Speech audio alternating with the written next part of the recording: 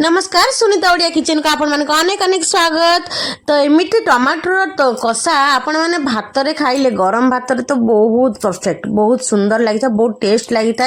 ये बनया पे बहुत इजी बहुत सरल हिसाब रे शीघ्र बनी जीवो।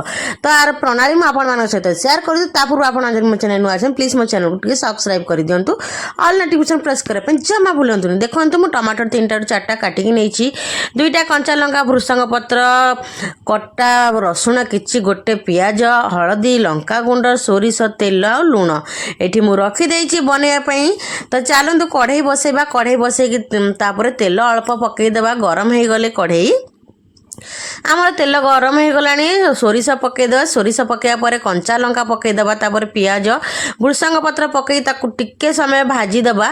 टिके समय भाजी हो गला पर तापर आमे कोन करबा ना ता देरे आमर रखी दिया लंका गुंड जो रखी थिली टिके पकईबा, तापर टमाटर को ऐड कर दिया। देखो टिके भाजी हे आसलानी आमर, तापर लंका गुंड ऐड कली ताकू टिके भल कि भाजी देला पर ता देरे टमाटर काटी जो रखी थिली ताकू ऐड कर देबी। तापर माने देखि पारते कलर केते सुंदर आसी गलानी। ता देरे टमाटर हल्दी गुंड टिके पकई देबा, हल्दी पाउडर गोटे आधा चामच पकईची पकईकी ताकू भल भारे टिके भाजी देला पर कलर केते सुंदर अछि आपण माने देखि पारथुवे।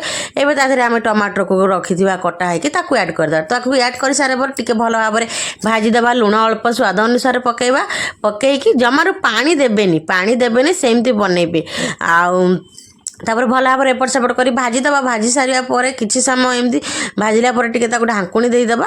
देखंतु आम टिके सिझी आसी गलानी केमती देखंतु बनी गलानी पूरा ढांकुणी काढी देखिला पर पूरा सिझी केमती देखा जाउची, बहुत बढ़िया देखा जाउची। देखिया पई तो जेमती खाइबा पई ताठू आउरी स्वादिष्ट हेताय। आपण माने घरे निश्चित बने की ट्राई करंतु टमाटर कषा, जोटा कि खट्टा तनो कषा कहंती। आ आमे टमाटर तोकु बोली कहि थावे जागा पर। एटा होची तमिलनाडु रे बेसी यूज करंती टमाटर तोकु बोली कहि की। आपण माने घरे निश्चित ट्राई करंतु, आपण माने सांग मानक सहित शेयर करंतु, आपण रिलेटिव मानक सहित शेयर करंतु। मो चैनल जदि आपण माने नुआ थियो मो चैनल को भी मध्य सब्सक्राइब कर देबे। आ घरे निश्चित आको बनांतु। आपण माने एटा गरम भात पई बहुत बढ़िया।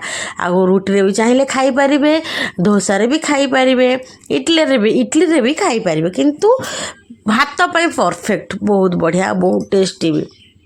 आपण माने निश्चित बनातु, बने की ट्राई करंतु। आ केमिति हेची कमेंट माध्यम रे मते जणांतु। आपण माने सांग मानक सहित शेयर करंतु। भात पई परफेक्ट देखंतु पूरा कषा हे गला। एबे भात रे गोळी देली, आ भात देरे गोळीला पर तार कलर टिके डिफरेंट केते सुंदर अलग पळी आसे आपण माने देखि पारुथिबे। ताकू एमती गोळी की खाइले बहुत टेस्ट लागिता। आपण माने निश्चित बने ट्राई करंतु। कमेंट माध्यम रे मते भी जणेबे केमिति हेची। तो आज वीडियो एठू शेष करती। देखा नेक्स्ट टाइम नेक्स्ट वीडियो। तेबे पर्यंत नमस्कार। ये आगे हाँ एमती नुआ नुआ वीडियो देखिया मो चैनल को सब्सक्राइब निश्चित कर दिया।